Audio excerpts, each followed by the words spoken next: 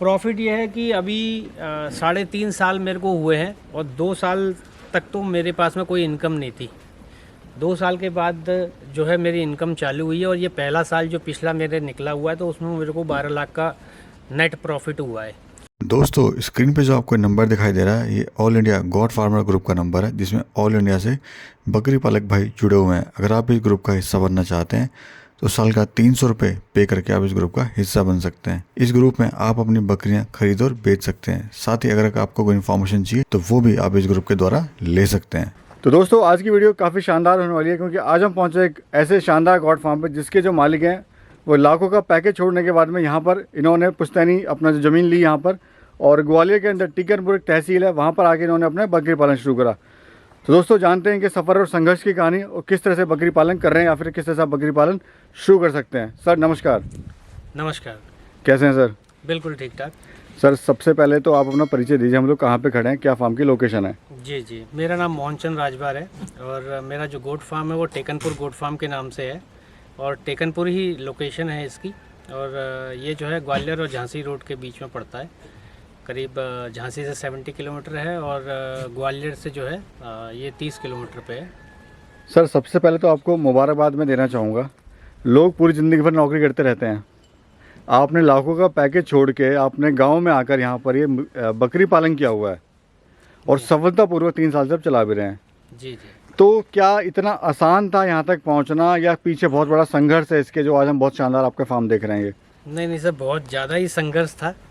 मतलब कि जब हम लोग स्टडी करते हैं और MBA करा मैंने और जॉब में भी जैसा स्ट्रगल रहता है ना जी, अपने आप को सक्सेस करने के लिए आपको जो मेहनत लगती है वैसी मेहनत इसको भी 3.5 साल में लगानी पड़ती है। काफ़ी मेहनत वाला काम है और जो है बहुत इसके पीछे संघर्ष है। इतना आसान नहीं है कि मतलब एक सब चीज़ जो होती हुई इनकम को आप एक बार छोड़ के और बिल्कुल जीरो से जब आप स्टार्ट करते हो ना तो सर बहुत एनर्जी लगती है दोबारा से।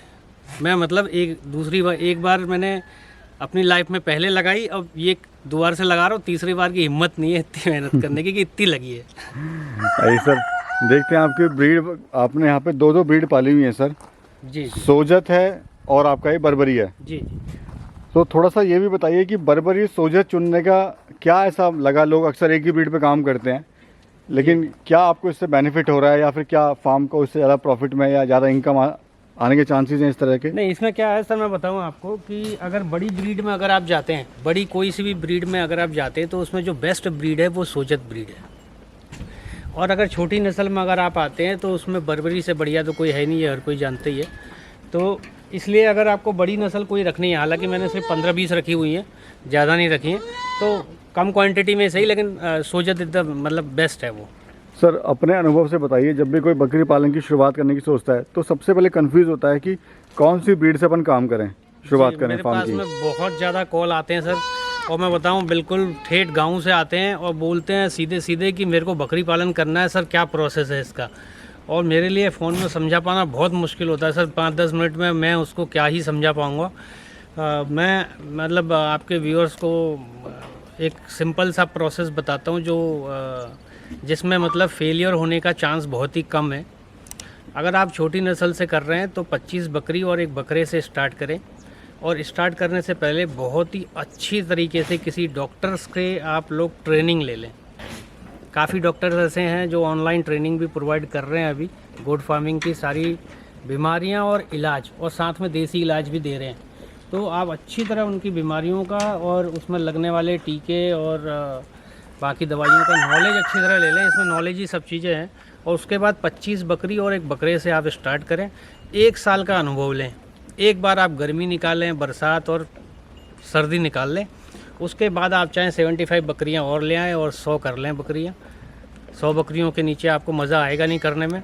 100 बकरियां जब आपकी हो जाएंगी तो हर 8 महीने में आपको कम से कम 150 से 180 बच्चे आप बेचने लायक कंडीशन में तैयार कर पाओगे। जी, हम जो देख रहे हैं ये सर जो आपकी बर्बरी है, इसकी खासियत क्या होती है और क्यों आपने इस ब्रीड का सिलेक्शन करा?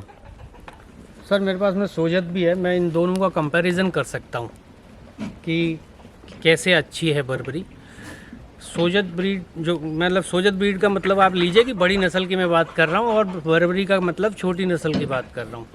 छोटी नस्ल की बकरी एक तो ज़्यादा बच्चे देती है, 2 देगी या 3 देगी।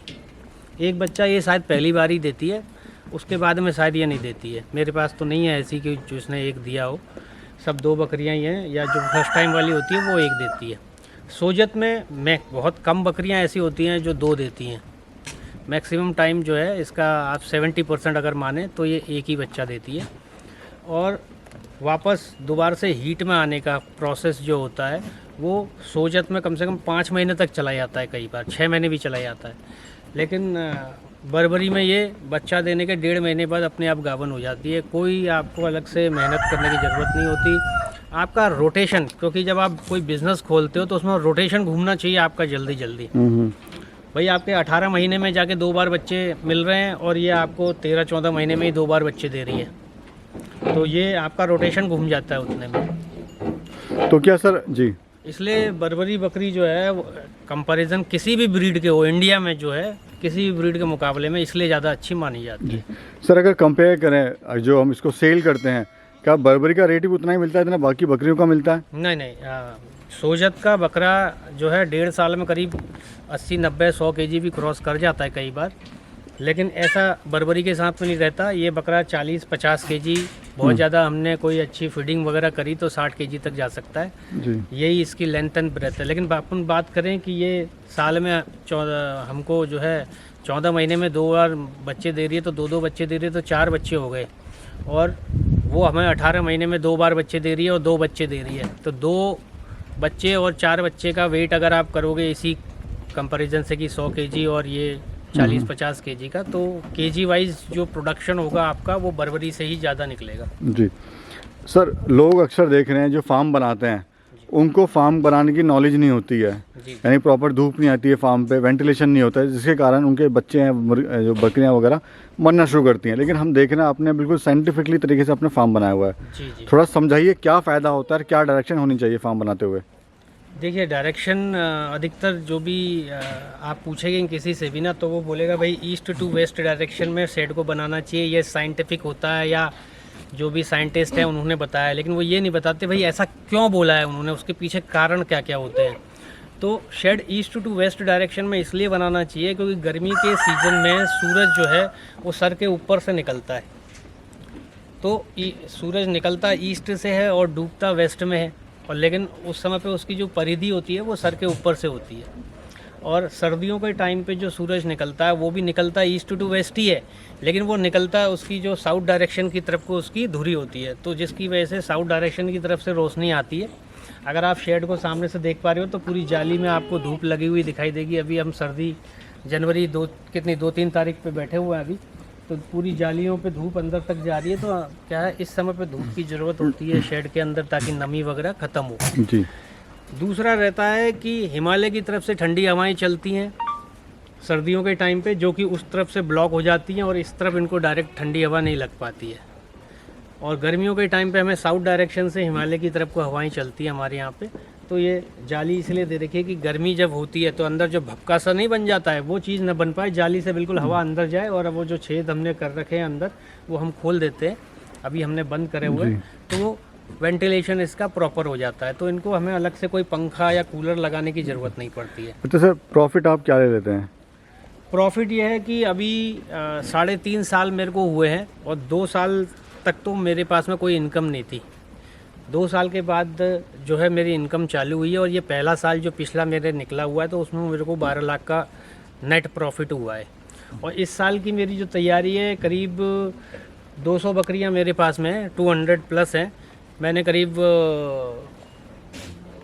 240 कुंटल के आसपास में भूसा मैंने भरा लिया साल भर के लिए, जिसका खर्चा मुझे 1,65,000 1,70,000 पड़ा है।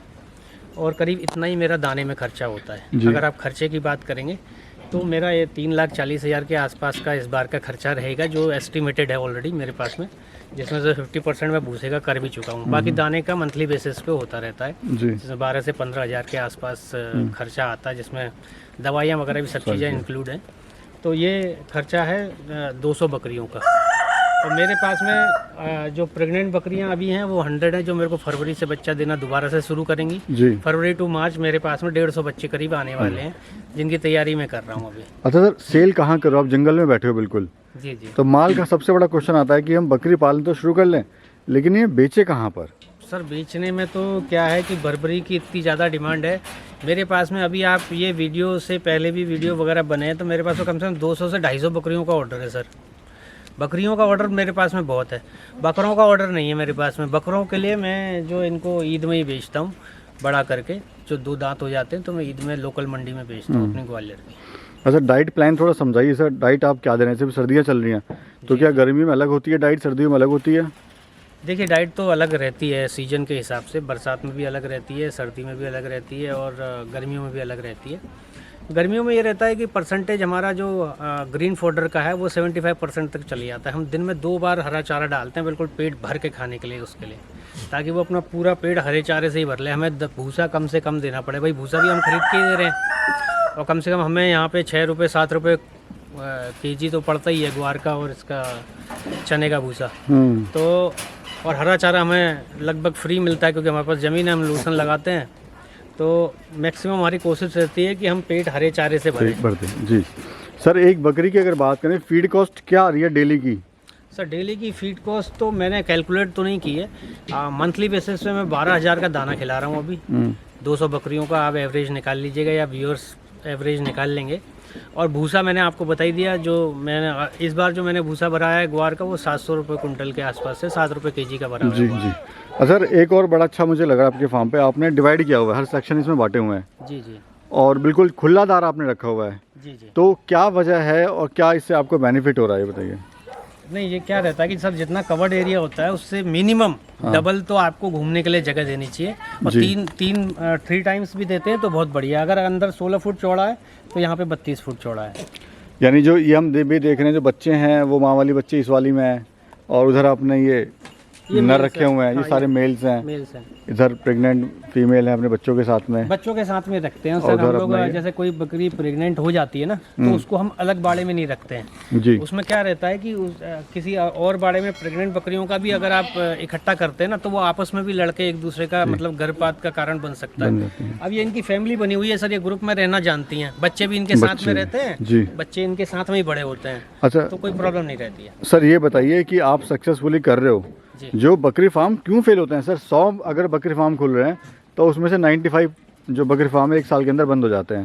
सर ऐसा है कि बिजनेस तो कई ऐसे हैं मतलब जिसमें शायद यही रेशियो रहता होगा कि भाई किसी ने पेपर ब्लॉक बनाने का भी बिज़नेस किया हो तो उसमें भी शायद 95% लोग फेल होते हो।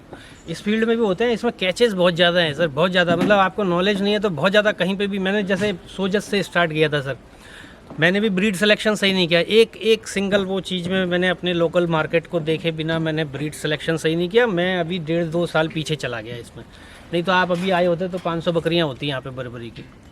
मैं पीछे चला गया। सेम चीज़ें इसमें बहुत कैचेस रहते हैं सर, इसलिए कहीं ना कहीं जो है किसान भाई हमारे जो है कई बार क्या होता है कि वो शुरुआत में ही बहुत ज़्यादा इन्वेस्टमेंट कर लेते हैं, बड़ा शेड बना लेते हैं बिल्कुल। कई बार फॉरेन रिटर्न लोग आते हैं यहाँ पे और अपना इस फील्ड में इन्वेस्टमेंट करते हैं ना, वो 200-300 फुट का बिल्कुल बढ़िया जो है मचान महंगा बना देते हैं, पैसा बना देते हैं। वो शुरुआत ऐसे नहीं होती सर। शुरुआत मैंने बताया कि भाई 25 गोट्स आप और एक जी जो है फीमेल से आप चालू करो, उसमें आपको कभी भी कोई भी दिक्कत नहीं आएगी। सर अब ये बताइए, अक्सर देखा गया जब भी किसान बकरी लेने जाता है या फार्मर बकरी लेने जाता है वो बहुत सारी गलतियां करता है बकरी खरीदते समय। तो एक बकरी को लेते समय किन किन बातों का ध्यान रखना चाहिए? सर एक बकरी जैसे बर्बरी की अगर मैं बात करूं, बर्बरी की बकरी अगर आप लेते हैं तो ये कान ऐसे खड़े होने नहीं चाहिए, है ना जी। ये इसकी विशेषता है। इसके पीछे बाल नहीं रहते हैं और इसमें कलर ब्राउन ब्लैक या ब्राउन के साथ में आपको वाइट भी मिल जाएगा। इसमें देखने वाली बात ये रहती है कि उस बकरी के दूध भरपूर हो जी। अगर दूध भरपूर है तो आपके बच्चे कभी मरेंगे नहीं, क्योंकि वो इतने स्ट्रॉन्ग ऑलरेडी रहेंगे कि छोटी मोटी बीमारियां उनको नहीं पकड़ पाएंगी। तो दूध बहुत ज़्यादा मेन रहता है बकरी में।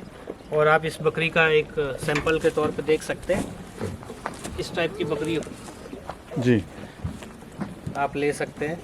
जी जी।